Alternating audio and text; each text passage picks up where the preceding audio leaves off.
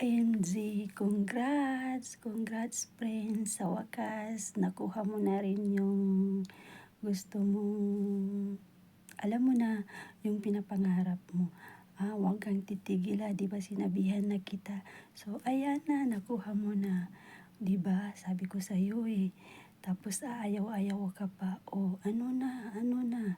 Ano na yung balak mo? Pupunta ka pa ba dito o hindi na? Kung pupunta ka pa sa ibang bansa o hindi na tayo magkikita kasi uuwi na ako next year, o ikaw na naman yung malulungkot dito. Ikaw ang bahala, mag-isip-isip ka ha. So, aabangan na lang yung mangyayari.